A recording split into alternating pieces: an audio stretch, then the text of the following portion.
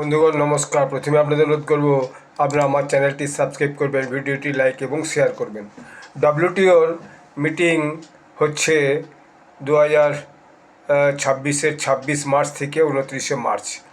এখন এই যে মিটিং হচ্ছে, এই মিটিংয়ে একটা বিষয় ধীরে ধীরে পরিষ্কার হচ্ছে যে আমেরিকাকে অ্যাভয়েড করে এড়িয়ে অন্যান্য বেশ কিছু দেশ কিন্তু এক জায়গায় আসতে যাচ্ছে একটা প্ল্যাটফর্মে, এবং তারা নিজেরা একটা অন্য রকমের যে বাণিজ্য চুক্তি বা বাণিজ্য অ্যালায়েন্স করতে চলেছে। এবং এর যে স্রষ্টা তিনি মূলত হচ্ছে রাসুমিসেন হচ্ছেন ডেনমার্কের প্রাক্তন প্রাইম মিনিস্টার। তিনি কদিন আগে ইন্ডিয়া ঘুরে গেছেন এবং জাপানও ঘুরে গেছেন। এর সাথে যোগ দিয়েছেন মার্ক কার্নি।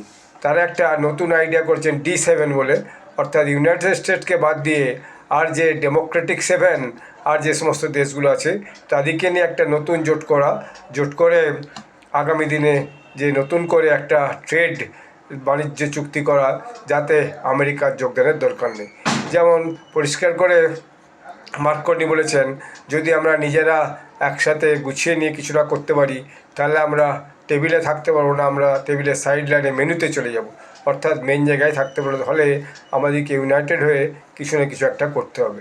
এবং রাসারম্যানও বলেছেন, যদিও তিনি আমেরিকার প্রতি একটু হচ্ছে যে নরম ভাব দেখান, কিন্তু ডেনমার্কের সঙ্গে আমেরিকার যে গ্রিনল্যান্ড নিয়ে যে সমস্যাটা আছে সেই সমস্যার পর থেকে ডেনমার্কও আর আমেরিকাকে ভরসা করতে পারছে না।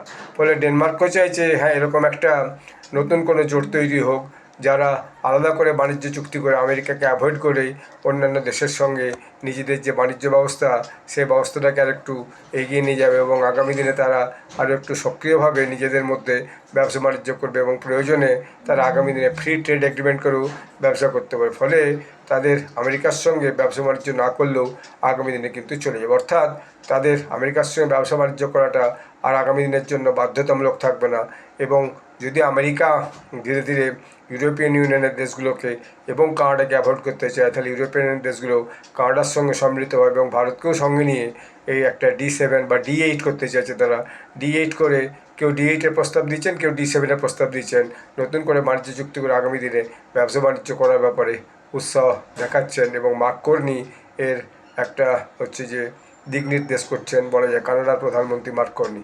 তো আগামী দিনে এটা কোন জায়গায় কী স্টেপ নেয় সেটা দেখান, এবং ডোনাল্ড ট্রাম্পই বা এটাকে কোন চোখে দেখেন সেটাও আগামী দিনে আমাদেরকে লক্ষ্য রাখতে হবে। সেরকম কোনো আপডেট এলে আমি আপনাদেরকে জানাবো। ধন্যবাদ।